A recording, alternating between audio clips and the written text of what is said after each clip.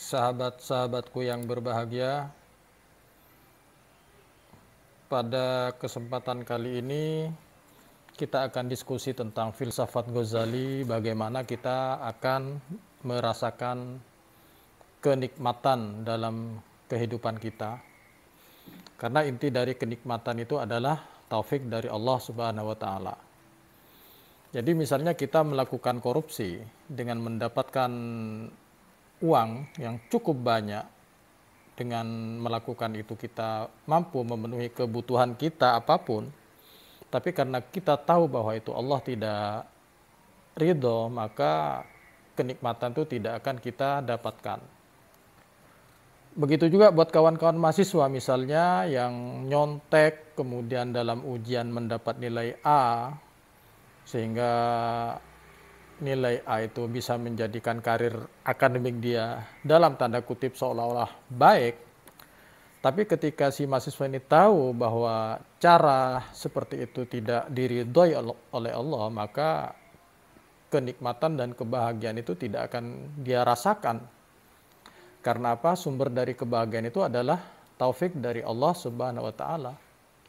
Jadi apapun yang kita lakukan, pertama-tama adalah yakinlah bahwa Allah ridho kepada kita semua.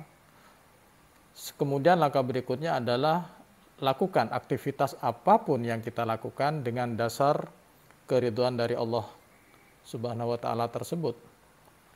Sehingga dengan demikian kita akan merasakan kenikmatan duniawi, kenikmatan badaniah, sehingga kehidupan kita menjadi tenang dan jiwa kita juga menjadi tenang dan akhirat kita pun juga akan menjadi bahagia.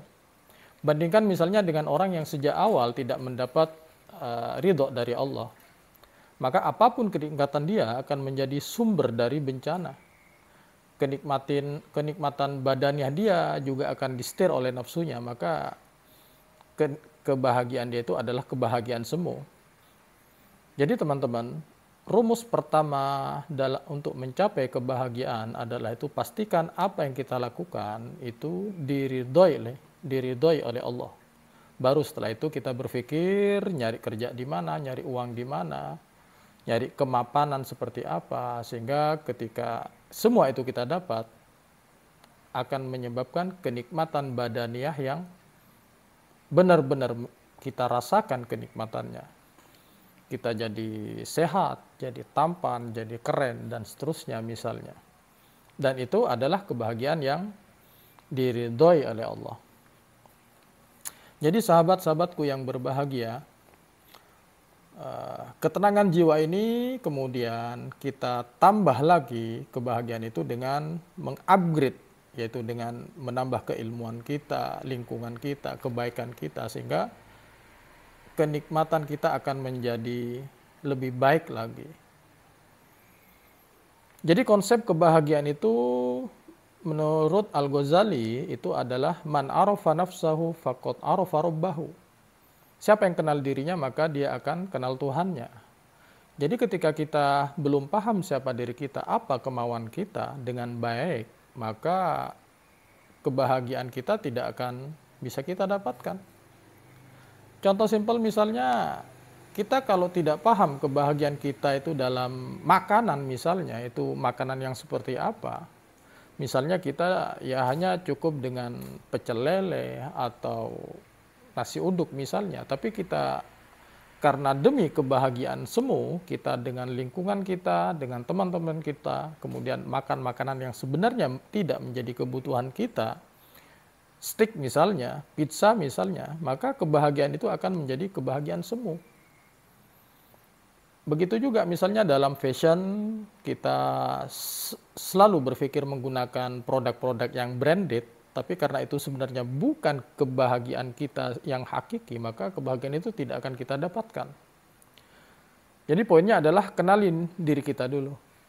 Jadi Al-Ghazali mengatakan, kenapa kita tidak bisa mengenal diri kita? Itu kata Al-Ghazali biasanya karena itu tertutup oleh karakter-karakter binatang kita, oleh hawa nafsu kita, oleh keinginan menjadi idola, menjadi populer, atau menjadi macam-macam. Itu yang membuat kita menjauh dari bagaimana kita mengenal siapa diri kita.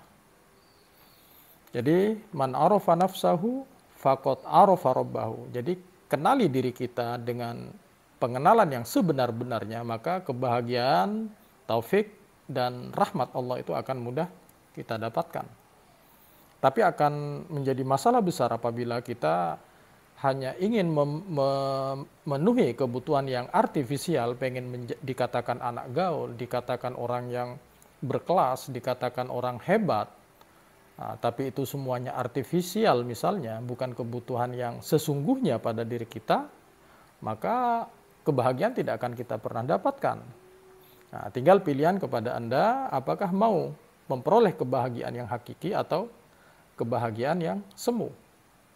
Ya. Jadi kecenderungan jiwa itu tidak bisa dibohongin, teman-teman. Jadi kita harus mengenali diri kita itu dengan sebaik-baiknya. Kemudian Al-Ghazali juga mengatakan mengenal diri itu manfaatnya dua. Ya.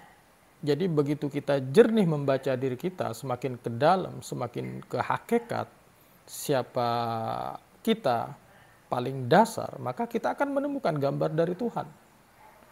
Karena Allah kan menjelaskan bahwa yang membedakan manusia dengan yang bukan manusia adalah bahwa dalam diri kita itu adalah ditiupkan ruh Allah. Sehingga pada diri kita itu dicitrakan gambar dari Allah. Sehingga ketika kita mengenal diri kita sejatinya, maka kita akan mengenal Tuhan kita. Jadi dengan membersihkan diri kita sebersih-bersihnya, sebagaimana Al-Ghazali menjelaskan dengan analogi cermin. Jadi semakin kita itu melakukan maksiat, semakin kita menjauh dari diri kita, maka cermin itu ibaratnya penuh dengan debu-debu. Sehingga pada akhirnya kita tertipu oleh titik-titik hitam itu, yang akhirnya kita menganggap titik hitam itulah yang penting dalam kehidupan kita. Padahal kalau kita bersihkan, kita akan melihat siapa diri kita sebenarnya, dan itulah hakikat diri kita, dan itulah gambar Tuhan. Jadi teman-teman, kunci bahagia yang pertama itu adalah bagaimana kita mengenal diri kita. Ya, pernah nggak kita ini sekali-sekali mikir tentang diri kita sendiri itu? Nah, jadi kita melakukan muhasabah, tafakur. Kita ini sebenarnya tipe orang seperti apa sih? Yang kita sukai apa? Yang tidak kita sukai apa?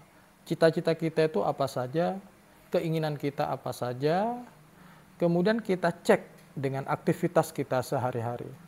Sifatnya itu positif atau negatif, artifisial atau tidak, sumbernya dari mana, dan seterusnya sampai akhirnya akan menjadi apa.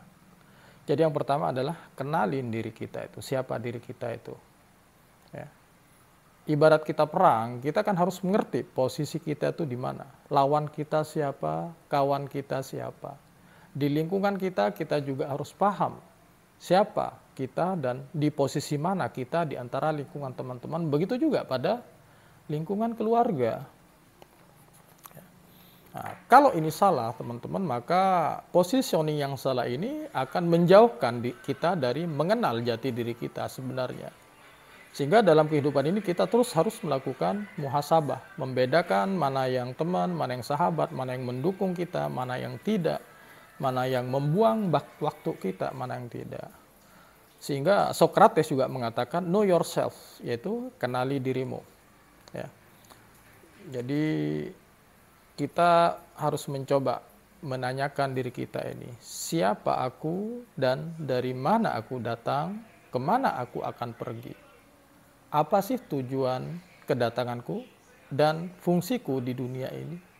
Di mana sih kebahagiaanku dapat ditemukan?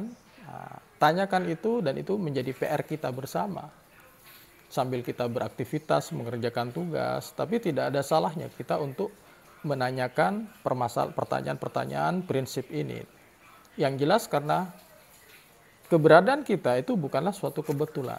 Karena Tuhan punya visi, punya misi dengan menciptakan kita dengan kondisi kita saat ini. Itu kita harus bertanya, kira-kira ada misi apa Allah ini menciptakan kita. Jadi teman-teman, saya kira itu yang ingin saya sampaikan pada kesempatan kali ini. Jadi penting sekali bagaimana kita untuk mencapai kebahagiaan itu dengan mengenali diri kita dengan sebenar-benarnya, sehingga laksana cermin, makin jernih kita melihat cermin kita, maka makin kita mengenal diri kita.